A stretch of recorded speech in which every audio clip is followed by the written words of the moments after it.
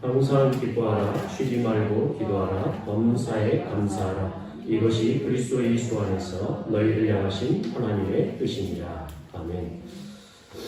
오늘은 추수감사주일입니다. 추수감사주일 말씀을 어떤 것을 나눌까 이렇게 고민하다가 데살로니가 전서의 말씀이 좀 우리에게 꼭 필요한, 우리 현재 교회에 필요한 추수감사주일에 다시 한번 되돌아봐야 될 말씀일 것 같아서 오늘 말씀을 준비했고요. 특별히 제목을 하나님의 뜻을 이루는 성도와 교회라는 제목을 가지고 여러분에게 말씀을 나누고자 합니다.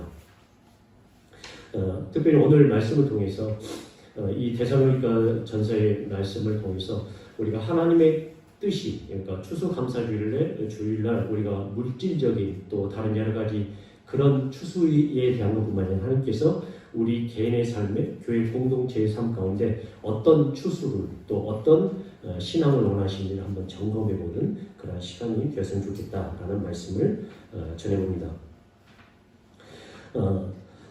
바울은 신자들의 신앙생활에서 무엇이 하나님의 뜻을 이루는 것인지를 세 구절을 통해서 요약해서 말씀하고 있습니다. 오늘 이 데살로니가 후서의 말씀은 바울이 데살로니가 교인들을 향한 보시면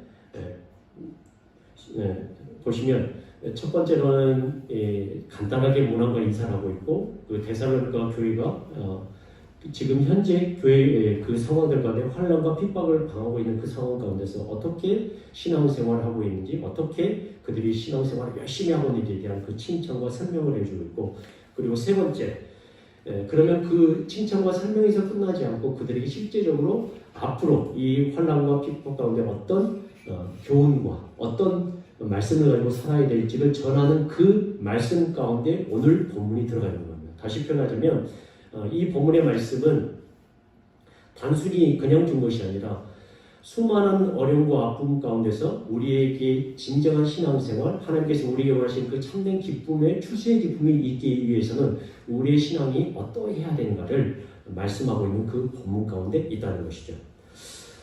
바울은 데살로니가 교인들에게 하나님의 뜻을 이루는 교회와 성도들이 되기 위해서는 어떤 신앙이 있어야 되는가 세 가지를 말하는데요. 첫 번째는 뭐냐면 항상 기뻐하라고 구별합니다. 어떻게 하라고요? 항상 기뻐하라.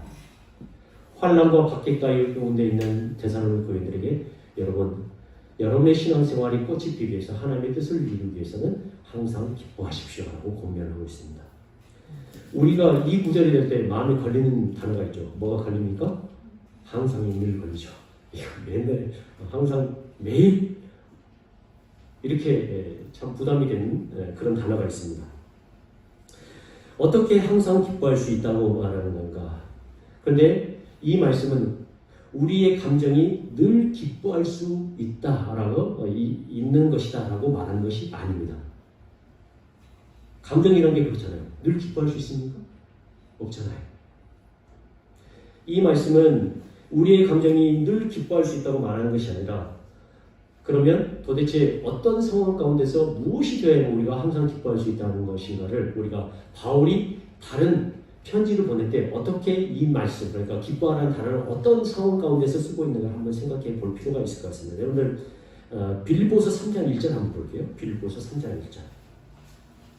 사도 바울은 다른 교회들에게 편지를 보낼 때 이 기뻐한다는 말을 어떻게 쓰고 있는가, 어떤 맥락 가운데 쓰고 있는가를 우리 한번 살펴볼 필요가 있을 것 같습니다. 빌립보서 3장 1절 말씀 보세요. 혹시 성경을 찾지 못하신 분은 이게 뒤에 PPT 또 온라인으로 예배 드리시면 PPT를 확인해 보시면 좋을 것 같습니다. 3장 1절 말씀 같이 한번 읽으실까요? 3장 1절입니다. 시작. 끝으로 나의 형제들아 주 안에서 기뻐하라. 너에게 같은 말을 쓰는 것이 내게는 수고로움이었고 너희에게는 안전하리라. 어디서 기뻐하라고요? 주 안에서 기뻐하라. 그러면 이걸 좀 더 자세하게 4장 4절 한번 보시죠. 주 안에서 기뻐해야 되는데 어떻게 기뻐해야 될 거냐. 4장 4절, 빌립보서 4장 4절 같이 읽겠습니다. 시작. 주 안에서 항상 기뻐하라. 내가 다시 말하니 기뻐하라. 우리가 이 구절을 볼 때 성도의 기쁨은 어디서 나오는가? 자신의 안에서 나오는 것이 아니라 누구에서 나오는 거죠? 주 안에 있을 때 나오는 것임을 알 수 있습니다. 그리스도인의 기쁨은 환경에서 유래되는 것이 아닙니다. 그리스도의 기쁨은 그리스도인이 그리스도 안에 있음으로 해서 하나님께서 주시는 그 축복들을 알게 되고 그 축복들을 소유하게 되었을 때 나오는 것입니다. 그래서 LJ 메이슨이라는 사람이 이런 말을 했는데요. 슬퍼하고 낙담하는 그리스도인을 참으로 무엇을 위반하고 있는 것이다? 계명을 위반하고 있는 것이다. 그는 어떤 면으로 하나님의 능력과 섭리와 용서를 불신한 것이라고 말했습니다. 여러분, 기뻐하라는, 우리가 왜 기뻐해야 되느냐는 우리의 감정의 부분을 말하는 것이 아니라 우리가 어디 안에 있으므로? 주 안에 있으므로. 주께서 내게 주실 복들과 주께서 내게 주실 은혜들을 생각하며 주께서 내게 주실 축복들을 생각하면서 기뻐하는 것을 말하는 겁니다. 이 두 단어, 항상 기뻐하라는 신학생에서 가장 짧은 절입니다.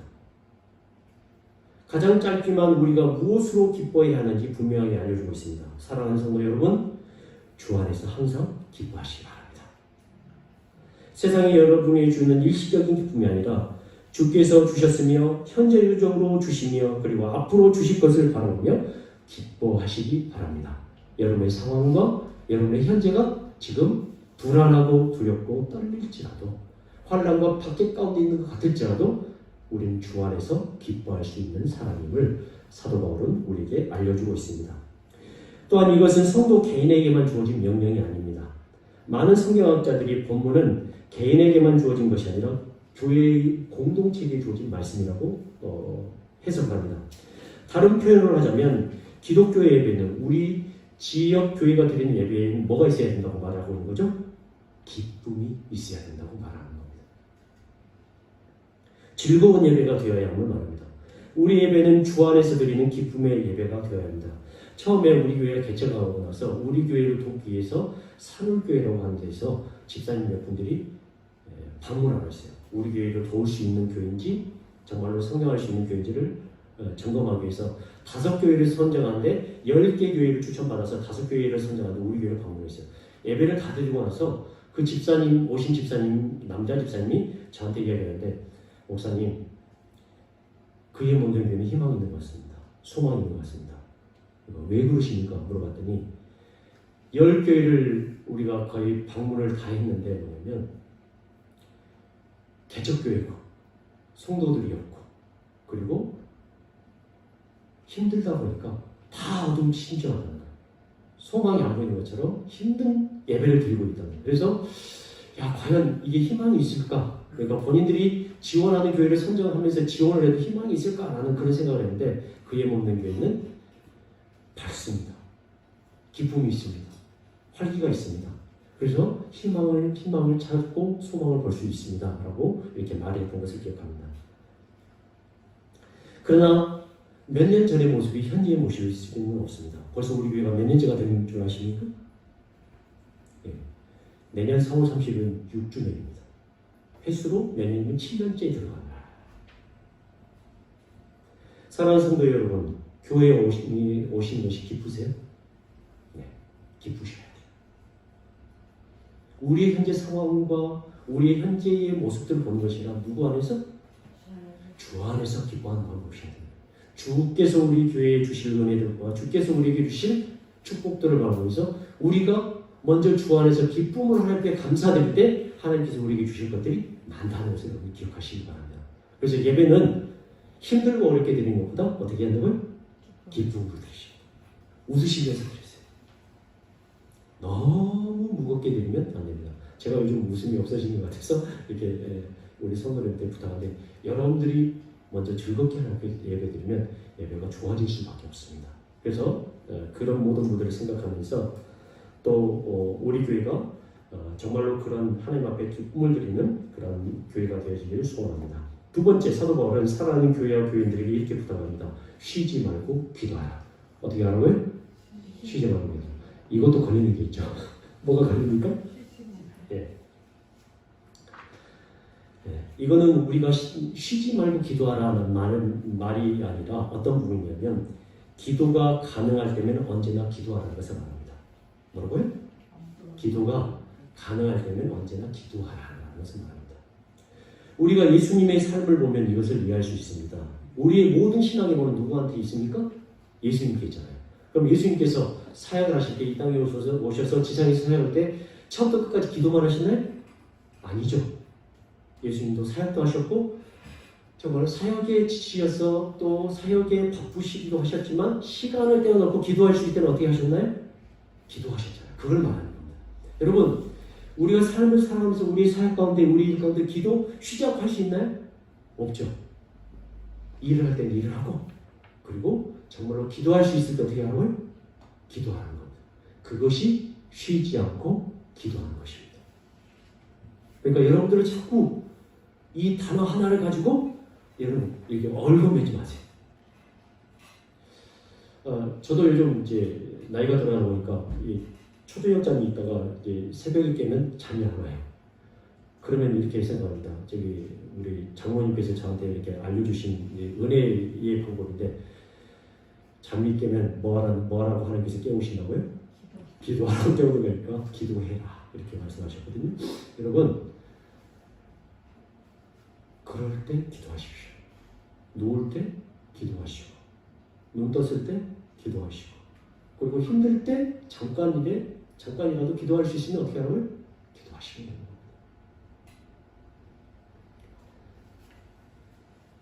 바울은 집중하는 것이 어려운 매일매일의 삶 속에서 하나님과 계속적인 사귐을 유지하는 것에 대해서 언급을 하고 있는데, 그렇다면 왜 우리가 기도를 해야 되냐면 이렇게 말을 하고 있습니다. 왜 우리가 기도를 해야 되냐면 누가복음 18장 1절부터 한 8절을 보겠습니다. 신약성경 누가복음 18장 1절부터 8절. 왜 우리가 그럼 쉬지 않고 기도해야 됩니다.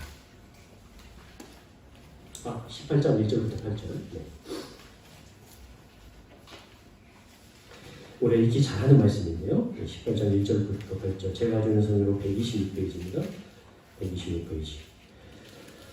네.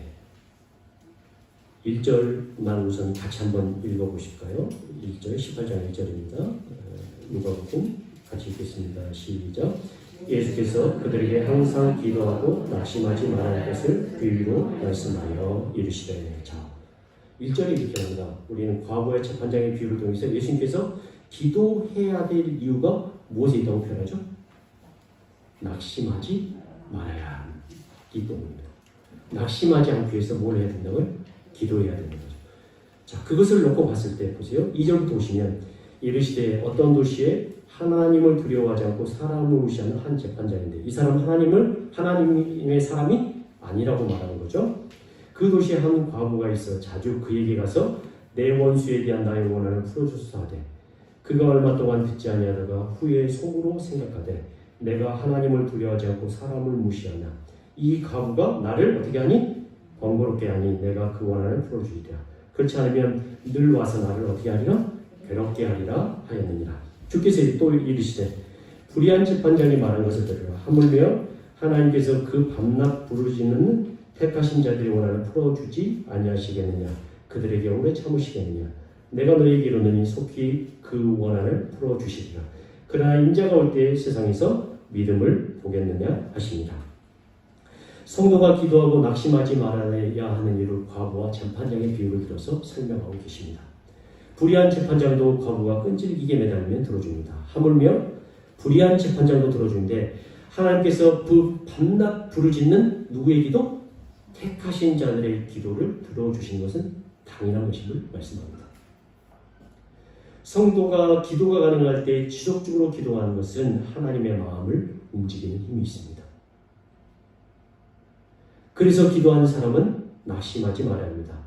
예수님은 그런 믿음을 가진 사람을 보기를 원하십니다. 이것은 개인적인 기도의 제목으로만 끝나지 않습니다. 교회 공동체에게도 하나님께서 바라시는 것이 있습니다. 낙심하지 않는 것입니다. 좌절하지 않는 것입니다. 그러기 위해서 뭘 해야 된다고요? 기도해야 되는 겁니다. 기도하면 우리에게 소망이 있죠. 이 기도를 하나님께서 어떻게 하실 것이다? 들어주실 것이라는 그 소망 때문에 기도하는 거잖아요. 그래서 때로는 들어주시지 않는 것들도 많지만 그래도 우리의 소망이 어떻습니까? 계속 기도하는 이유는 하나님께서 반드시 이것에 대한 응답을 주실 것이라는 그 소망 때문에, 그것 때문에 우리는 소망 때문에 어떻게 합니까? 좌절하지 않는 거죠. 혹시 여러분 거절 당하시는 기도 제목도 있을지 몰라요. 그러나 하나님 앞에 기도하십시오. 기도하십시오. 하나님이 우리의 아버지 되심을 믿고 간절히 기도하시고 낙심치 마십시오. 그래서 비유의 마지막에 이렇게 봅니다. 인자가 올 때 그런 믿음을 보겠느냐? 어떤 믿음일까요? 네.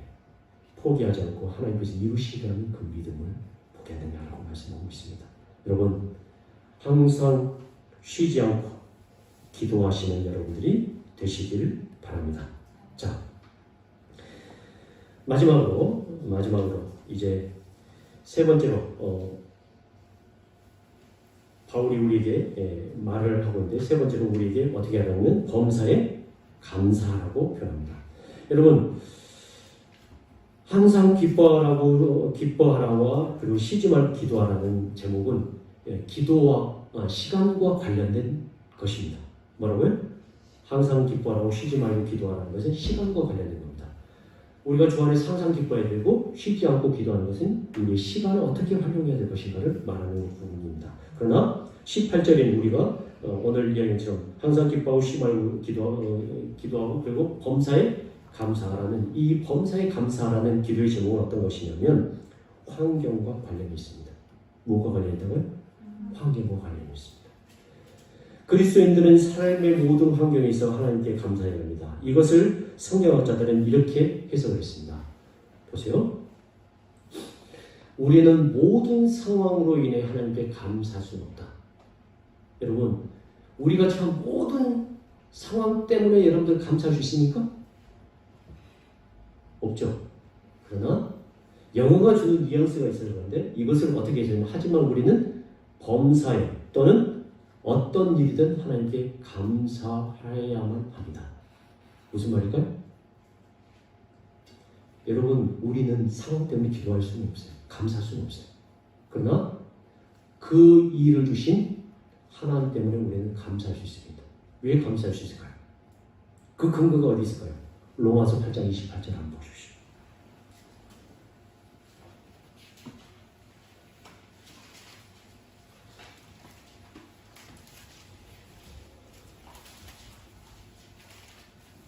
우리가 우리에게 주어진 모든 일, 그 일을 가운데 감사해야 되는 것은 여기에 기초를 두고 있습니다. 로마서 8장 28절. 제가 예전으로 신약성경 250페이지입니다.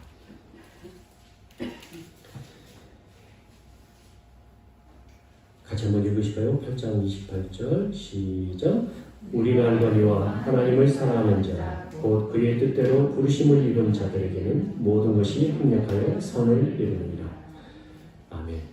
모든 것이 합력하여 선을 이루느니라를 더 정확하게 번역하고 이렇게 번역합니다. 하나님이 모든 것을 합하여 어떻게 한다고요?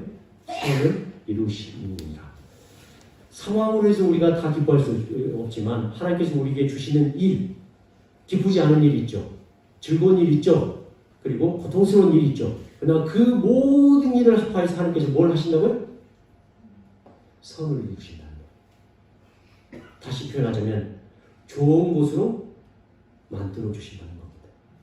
좋은 것을 반드시 우리에게 주신다는 것입니다. 누구에게? 하나님을 사랑하는 자. 하나님의 택함을 받은 자들에게 하나님이 그렇게 주신다는 거예요. 우리가 처한 상황은 감사가 나오지 않을 때가 많습니다. 그러나 우리는 범사에 감사해야 합니다. 하나님께서 주시는 그 일을 통해서 합력하여 선을 이루실 것을 믿기 때문입니다. 작년과 올해 우리는 코로나로 인해 개인적으로, 가정적으로, 교회적으로 감사할 수 없는 환경으로 가득 차 있습니다. 저도 교회가 3층으로 올라오고 나서 교회가 성장하려고 이제 막 비행하려고 활주로를 쫙 달리고 있는데 어떻게 됐을까요? 코로나가 와가지고 멈추어 서 있는 것 같았습니다. 그래서 교회와 성도들을 보면서 감사할 수 없었어요. 하나님 도대체 왜 이러십니까? 라는 생각이 들었었어요. 그런데 저를 가르쳤던 교수님이 멘토링 수업을 하면서 도전했던 말씀이 있었습니다. 그분께서 이렇게 말씀하셨습니다. 수업을 듣고 있는 후배 목회자들에게, 사랑하는 목회자님들, 우린 지금 코로나 때문에 무너지고 좌절되고 넘어졌다고 말합니다. 그러나 모든 일에 합력하여 선을 이루시는 하나님께서는 이런 일로 우리가 넘어지기를 원하시지 않습니다. 오히려 코로나 덕분에 우리가 성장하기를 원하십니다. 코로나 덕분에 우리의 신앙이 더 좋아지기를 계획하고 계십니다. 코로나 덕분에 우리가 좀 더 좋은 방향을 잡기를 소원하십니다. 교수님의 말씀을 듣고 저는 도전하고자 하는 마음이 생겼습니다. 소망이 생겼습니다. 우리가 믿고 계신 하나님께서 합력하여 선을 이루실 것을 믿고 감사의 기도의 제목을 적어야겠다고 생각했습니다. 그래서 여러분들에게 1년 동안 감사한 기도의 제목 좀 정리했으면 좋겠다. 그리고 그 기도의 제목을 감사의 기도 카드를 만들어서 감사의 나무에 좀 걸어달라고 말씀을 드렸습니다. 우리가 믿고 계신 하나님께서 합력하여 선을 이루실 것을 믿습니다. 그리고 그 기도의 제목들을 통해서 하나님께서 우리에게 은혜를 베푸실 것을 믿습니다. 간단하게 제가 감사의 기도 카드를 적으면서 다 적을 수 없어서 이렇게 제가 생각했던 기도 제목을 이렇게 적었는데요. 이건 제 기도 제목입니다. 하나님 아버지, 사랑하는 아내와 자녀들에게 건강 주시고 1년을 살아낼 수 있는 물질과 복을 주시며 감사합니다. 남들이 보기엔 부족한 부분이 여전히 많음에도 불구하고 만족함을 주시며 감사합니다. 좋은 부모를 통하여 영적 은혜를 주시고 양가의 형제들을 통하여 힘과 소망을 나누어 주심을 감사합니다. 사랑하는 성도들을 통하여 나의 삶을 돌아보게 하시고 시연이 하민이 하인이와 아내를 통하여 삶의 기쁨이 무엇인지 알게 해주셔서 감사합니다. 우리의 찬양을 받으시기에 합당하신 하나님, 한 해 동안 교회와 가정과 성도들을 지켜주심을 감사합니다. 건강을 주셔서 사역을 감당하게 하시고 코로나의 힘든 상황 가운데서도 교회가 어려움 당하지 않게 하시고 더 깊이 삶 가운데 복음을 적용할 수 있는 은혜를 주시니 감사와 찬양과 영광을 돌립니다. 우리의 막내 기도 제목을 좀 복사됐는데 잘 안 보이네요. 하나님 감사합니다. 3월에 계약을 했을 때부터 지금까지 3학년 때 좋은 친구들을 만났어요. 학교에 좋은 선생님 주시고 하나님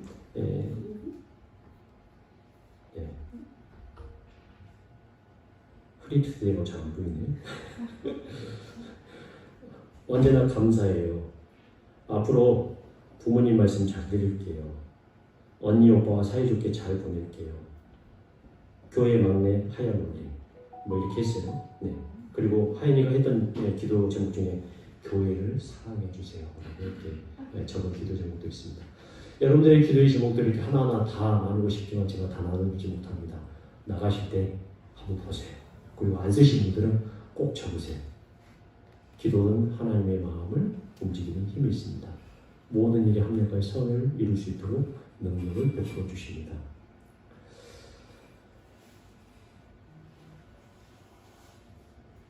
사랑하는 성도 여러분, 1절부터 16절부터 18절까지 세 가지 구문은 단순한 충고어입니다. 이것들은 모두 그리스도 안에서 우리를 향하신 하나님의 무엇이라고요? 뜻입니다.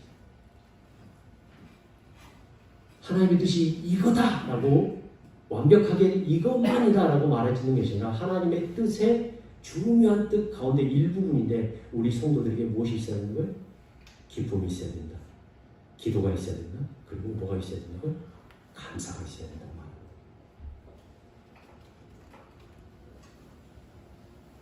그리스도 예수 안에 있는 자들을 향한 하나님의 뜻은 기쁨과 기도와 감사합니다. 오늘 주님께서 주시고자 하는 축복의 통로가 되는 기쁨과 기도와 감사가 우리 사랑하는 성도들의 삶 가운데 우리 공동체 가운데 넘쳐나길 주님의 이름으로 간절히 축원합니다. 아멘.